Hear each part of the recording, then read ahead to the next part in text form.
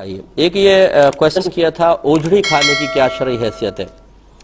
دیکھیں مسئلہ یہ ہے کہ نبی کریم صلی اللہ علیہ وسلم نے ایک ذبیحہ کے 7 اعضاء کو کھانا منع فرمایا ہے، اور ان 7 اعضاء میں اوجڑی کا ذکر نہیں فرمایا،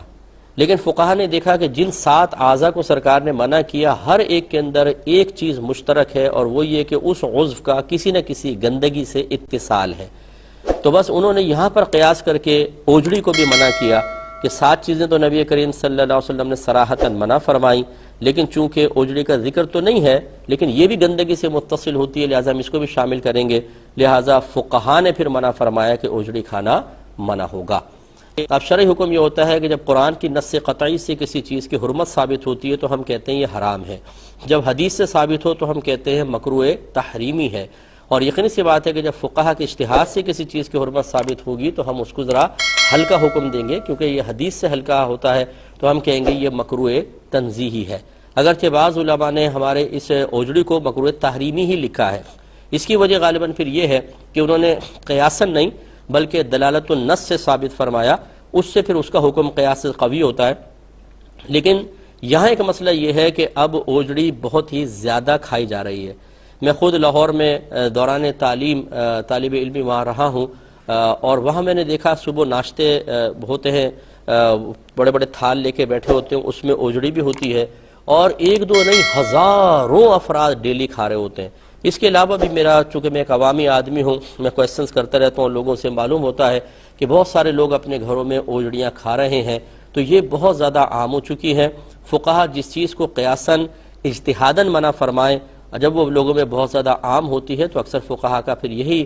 معاملہ ہوتا ہے کہ وہ اپنی رائے کو واپس لے کر حکم کو ہلکا کر دیتے ہیں۔ اب چونکہ یہ بہت زیادہ اس میں عموم بلوہ نظر آتا ہے، لہٰذا ہم تو اس کے مکروہ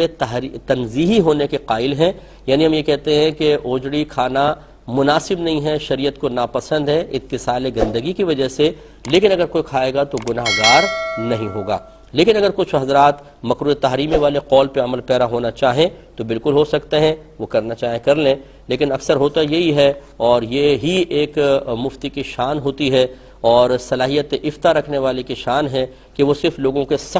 سخت مسئلے نہ بتائے، بلکہ عرف کی تبدیلی، لوگوں کے عادات اطوار کی تبدیلی کی وجہ سے احکام میں تبدیلی لے کر آئے۔ اور میں بطور نظیر صرف سمجھانے کے لیے عرض کر دیتا ہوں کہ اعلیٰ حضرت امام اہل سنت اسپرٹ کو ناپاک اور نجاست غلیظہ، پیشاب کی مثل ناپاک قرار دیتے تھے، لیکن جب آپ سے کویسچن ہوا کہ ایک رنگ باہر سے آیا جس کو پڑیا کا رنگ کہتے تھے، اس میں کنفرم وہ لوگوں نے کہا کہ جی اسپرٹ ملی ہوئی ہے اور اب لوگ اس سے کپڑے رنگ رہے ہیں، تو اس کے بارے میں کیا حکم شرع ہوگا؟ تو وہ اعلیٰ حضرت کے جو اسپرٹ کو پیشاب کی مثل نجاست غلیظہ اور ناپاک قرار دیتے تھے، آپ نے اس کے بارے میں جواز کا حکم دیا اور بنیاد بنایا عموم بلوہ کو، کہ آپ نے فرمایا کہ اگرچہ ہمارے نزدیک ایسا حکم ہے لیکن اب چونکہ ہم نے سنا ہے کہ زیادہ یہ عام ہے، اس میں عموم بلوہ ہے، لہٰذا اب فقیر یہ پسند نہیں کرتا کہ اپنی ذاتی رائے سے کثیر مسلمانوں کو گناہ گار قرار دے اور ان کی نمازوں کی بربادی کا سامان کرے، لہٰذا نظر فقیر میں حکم جواز ہے۔ الفاظ تھوڑے آگے پیچھے ہوں گے لیکن مفہوم اور مقصود یہی ہے۔ اب دیکھیں پڑیا کے رنگ کو یہ تو نہیں کہ سارے کے سارے علماء اس سے رنگنا شروع ہو گئے تھے، عوام میں وہ چیز عام ہوئی تھی، اور جب کوئی چیز عوام میں عام ہو جائے، ان کی عادت میں شامل ہو جائے تو عادت چھڑوانے میں بہت حرج ہے اور شریعت حرج کو اٹھاتی ہے، لہٰذا مکروہ تنزیہی کا قول ہمارے نزدیک جو بھی مطلب اسباب ستہ جو مسا حکم کے تبدیلی کے اسباب ہوتے ہیں ان پہ نگاہ رکھنے والا ہوگا، انشاءاللہ وہ اس دور کے اعتبار سے یہی فیصلہ کرے گا۔ اگرچہ بہت سارے ایسے مفتیان کرام موجود ہیں، ان پہ کوئی طنز نہیں ہے، کوئی اٹیک نہیں ہے، کہ جو اسباب ستہ پہ نہ دسترس رکھتے ہیں، نہ ان کو یہ معلوم ہے کہ یہ اسباب ستہ کہاں کہاں اس وقت ان کی وجہ سے تبدیلیاں نظر آ رہی ہیں، بس وہ جیسا کتابوں میں لکھا ہوتا ہے ویسے آگے بیان کرنے کو کافی سمجھتے ہیں، بلکہ ہم جیسا اگر کوئی فرد ہے جو ان چیزوں پہ نگاہ رکھ کر اور مزاج شرع کو بنیاد بنا کر کوئی رعایت دینے بھی لگے تو وہ ہم پر اٹیک کرنا شروع کر دیتے ہیں۔ ان سے ایسے کسی فرد سے گزارش ہے کہ میں ایک طالب علم کی حیثیت سے اور آپ ایک عالم کی حیثیت سے تشریف فرما ہوئیے گا اور میرے کچھ بچکانہ سوالات کے جوابات دے دیں تو فقیر مطلب ساری زندگی آپ کا احسان مانے گا۔ ایسے حضرات سے میری گزارش ہے مجھے تھوڑا سا موقع دے دیا جائے، تو مجھے امید ہے اللہ کی رحمت سے کہ جب گفتگو ہوگی تو معلوم ہو جائے گا کہ کون صحیح کہہ رہا ہے اور کون غلط کہہ رہا ہے۔ لیکن اس کے باوجود میں پھر وہی عرض کرتا ہوں کہ اگر کوئی بزرگان دین کی کوئی بات لکھی ہوئی ہے اس کو بے عینی ہی کوڈ کرتا ہے۔ اس